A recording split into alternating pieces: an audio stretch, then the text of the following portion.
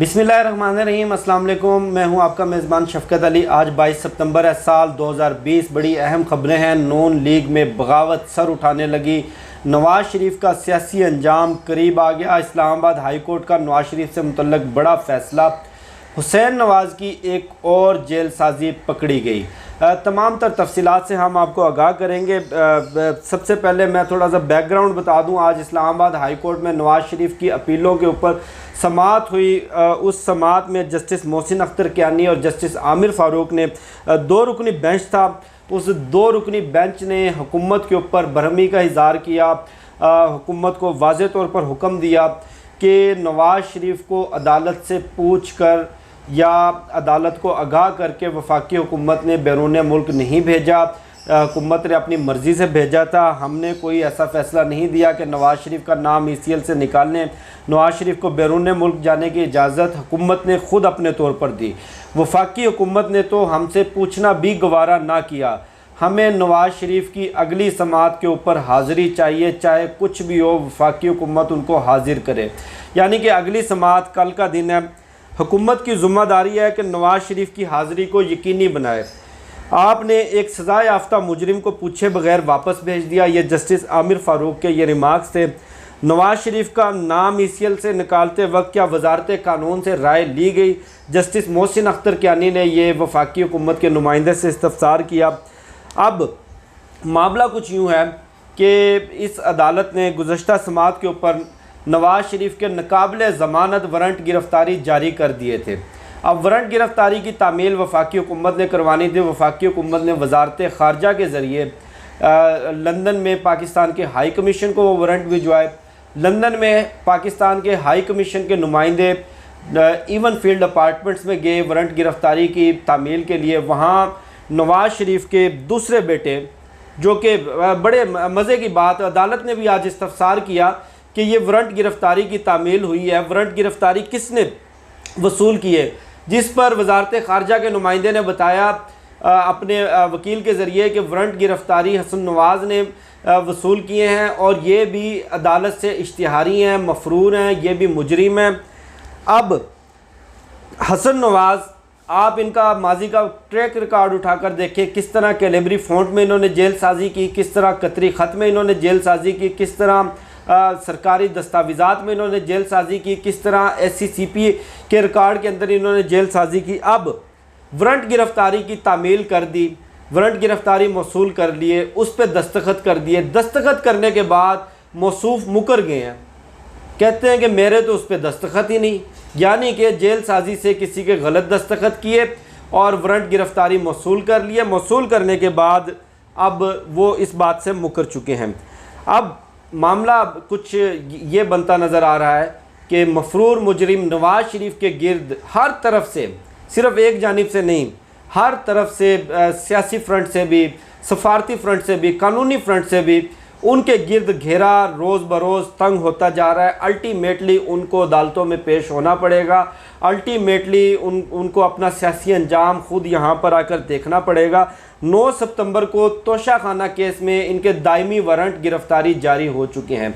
Daimi warrant गिरफ़्तारी का मतलब कि उनको किसी किस्म की कोई ज़मानत नहीं, जहाँ मौजूद है कोई रिलीफ नहीं मिलेगा, वहाँ से गिरफ़्तार करके उनको पकड़ के घसीट के अदालत के सामने पेश किया जाए। अगर मुजरिम पेश नहीं होता, अगर मुजरिम मफरूर हो जाता है, तो उसके ख़िलाफ़ कानूनी कार्रवाई करते हुए उसे मज़ीद 3 साल की सज़ा भी सुनाई जा सकती है और उसके तमाम तर जो असासे, उसके तमाम तर जो मनकुला और गैर मनकुला जायदाद है वो बहक सरकार अब ज़ब्त होगी।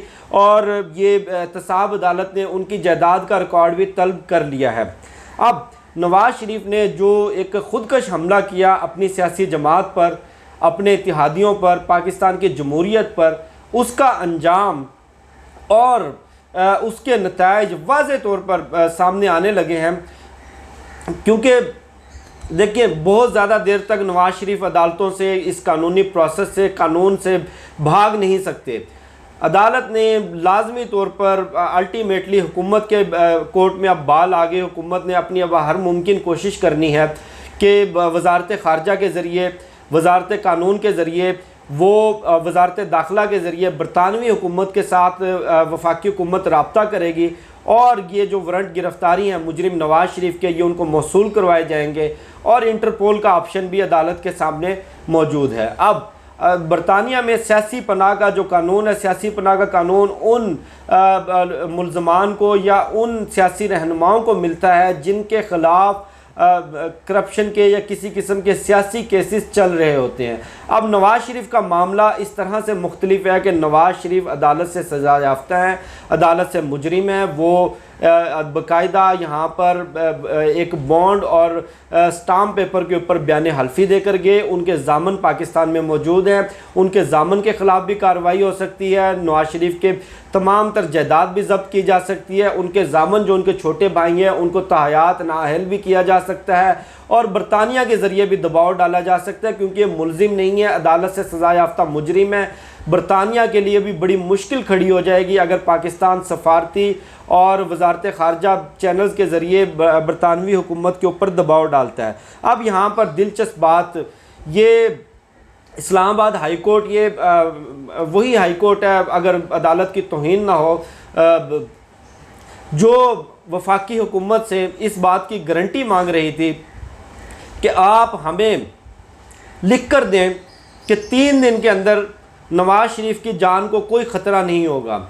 3 दिन के अंदर अंदर यानी कि सोमवार तक ये मामला था, मेरा ख्याल है गालबन जुमा या हफ्ता दिन बनता था और इन्होंने हफ्ते को अदालत लगाई। वफाकी हुकूमत ने कहा कि आप सोमवार तक का टाइम दे दें, जिस पे इन मुअज़्ज़िज़ जज साहिबान का कहना था कि आप हमें ज़मानत दें। ज़मानत भी वज़ीर आला पंजाब और वज़ीर आज़म पाकिस्तान ख़ुद दें, लिख कर दें कि 3 दिन तक हम ज़िम्मेदारी लेते हैं कि इस मुजरिम नवाज शरीफ को कुछ भी नहीं होगा, इसकी जान को कोई ख़तरा नहीं है।